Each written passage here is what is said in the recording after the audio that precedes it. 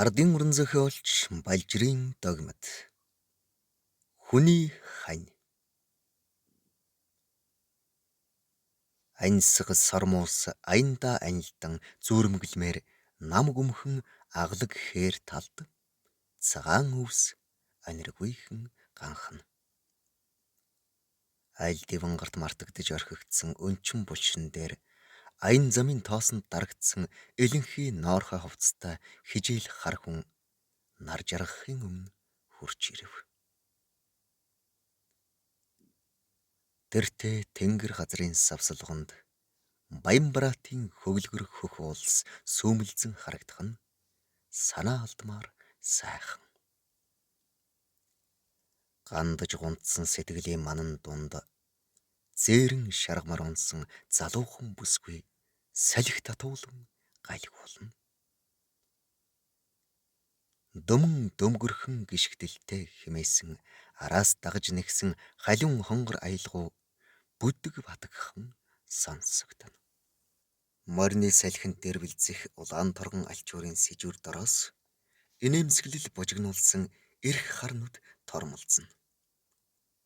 Хөлс тоос болсон хуучин мумалгай гант тас хатхан шингэрч цайсан хідэн туг сэвлэг үсийн салхинд сэрвэлзүүлэн зогссон хижээлэр гинт яав гэмээр амаа эв хавгүй өмөлзүүлээд Балчир хүүхэд адил хоёр гараараа нүрээ даран хөгшин хүний гаслантай агаад өрөвдөлтэй дуугаар ихэр татан хэнгнүүлэн уйлсан боловч нүднээс нь нулимс гарсангүй.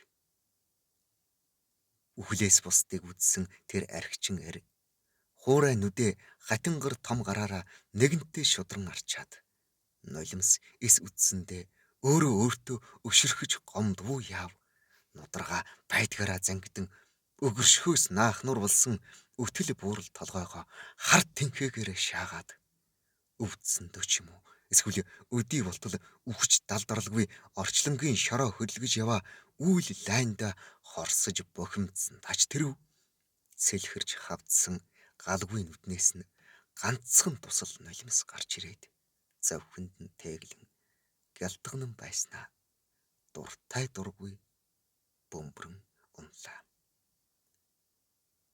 Толгойгоо хар тэнхээгээр шааж баймаж нь нулимсаа сая нэг үзэж баг зэрэг тайвшран дотор нь уужирсан хөөрхиэр ойр хавьд хүн амтан байхгүй гэсэн шиг эл хул аглаг хээр талыг нэгэнтээ болгон тойруулан хараад шувууч эс үзэгдсэнд санаа амран сөхрөн сууж үүргэвчээ задлан нэгэн шил самгон химэх нэрмэл архи гарган бөглөөг нь аваад хамартаа болгоомжтойхон ойртуулж гүн амьсгал татснаа. Түүний мансуурм сайхан үнэрт нүдэн гэрэлтэн магнайн үрчлэн тэнийгээд явчихлаа. Даруулга давсчгүй тэр хүн сурсан зангаараа лонхны амыг ханцуугаараа ёс төдий хальтхан арчмаар болоод бяцхан зүрхшээс янзтай дээш өргөн нэг сүрхий харснаа шилээр нь гуд залгилаа. Тэгээд гарын хаараар амаа даран оршуулгын газрын шороо чулууг нүдэрээ бүртгэх мэт хэсэгхэн зур чимээгүй газар ширтэн сууснаа босч булшны толгой дээр босгосон боржин чулуун дээр хичээнгүйлэн сийлсэн Дэнсмаа хэмээх нэрийг бичиг үсэгт тайлагдаагүй хүний харцаар үсгэлэн ядан уншснаа. Дэнсмаа минь намайг уучлаарай. Шоронд ороод чам дээр бүтэн 5 жил ирч чадсангүй.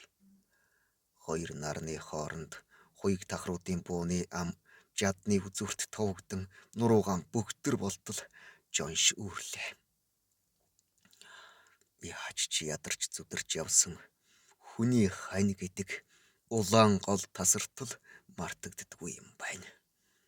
Ямар сайнда шоронгоос үнэн гарвуу үгүй юу ах дүүтэйгэн уулзаж хувц аж сольж амжилгүй нааша зүтгэж ирэх үвдэ. Худлаа гэвэл хорих газраас суллагдсан тамхтай бичиг энэ байна. Үүний он сарыг хар гэснээ салгансан ясархаг гараараа булчны чулууг инхрийлэн илж. Энэ хорвоо дээр чамаас минь надад үлдсэн юм ердөө л энэ тохойн чинээхэн амьгүй хүйтэн чулуу. Эли халах минь гэж дуалдаад ойлохнуу гэмээр нүрээ эв хавгүй үрчилгэснэ.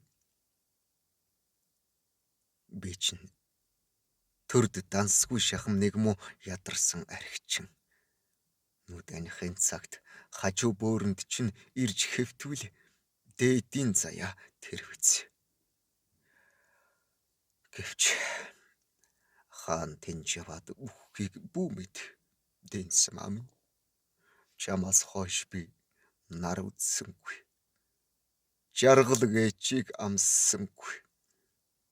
Муу өвгөн чинь энэ хараал шүглсэн бачуу давчуухан хорвоо дээр ганцаардж гүйцлээ. Ингэж амьд явснаас түргхэн шиг төрөл арилжиж чинийхээ хойноос очих минь гэж өгүүлснээ. Үлдсэн архиа шүүрэн авч нэгмээр хөнтрөөд шилийг чулуудан халааснаас өнгөгдсөн цаасан тамхиа гаргаж асаалаа. Өөлөх хоолгүй аян шиж ядарсан тэрэрийн толгойд хатуу архины ааг ох хоромхон зуур гарч ад тэрэнгийн бүжиг цамал ийм догшин байдаг болов уу гэлтэй буцалмал халуун аялгуу хамаг биеэр нь дамжин зовчин гүйнэ. Дуулыг гэтэл ойлыг гэтэл дуулмаар адтай муухай согтож байлаа. Газар тэнгэр хоёрыг ялгахгүй болтлоо согтсон тэр хүн аль хэдийнэ ухаан тавьсан бололтой булшны чулууг яг л хүн шиг хүзүүтэн тэрвэрч. Чи яасан хүний зовлон мэддэггүй цэвдэг чулуу вэ? Би чамайг арай чи ийм гэж сансангүй.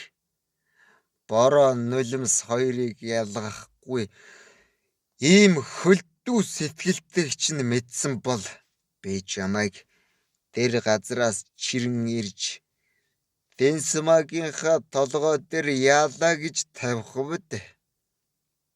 Чамаас шал өөр илчтэй гэрэлтэй өр зөөлөн өөхөн цагаан чулуу авчирч босгох байсан юм. Тэнэг толгой хэмээн агсагнан хашгирлаа.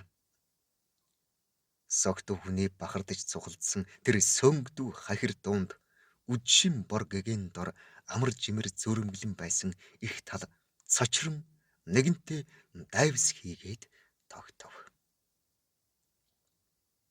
Ноорхоо хувцтыг бүр түүрхэн ухаан ороход түүний өмнө хөхтөлн сэрийсэн нэг өлөгчин чон хүрээд ирчихсэн гэрийн нохоо идэл сүүлээ шарвалзуулан зогсож байлаа.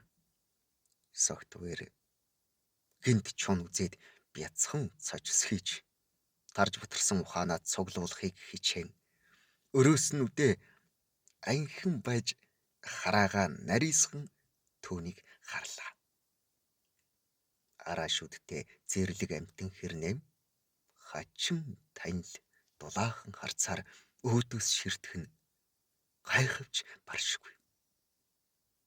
Эн чинь хүн үү араат нь гэж бодгоцоор мөнөөхөн өлөгчин чоны нүд гів гинт талигаачихын нүдээр солигдсон. Хүн хүнийхээс том нэгэн тусал нулимс унгаагаад энэ яваа насанда мартагдамгүй өрөвдөлтэй дуугаар гаслан өглөв.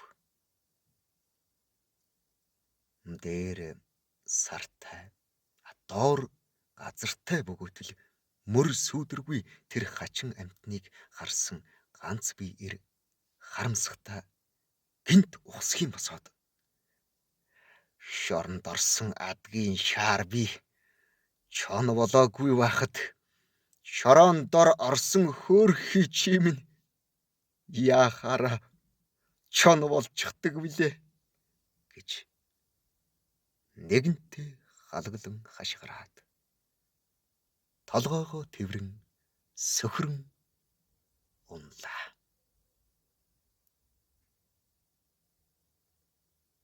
Зохилог бичсэн Балжирын догмат 1991 он. Уншсан Эрхэнбаярын Батторж 2025 он.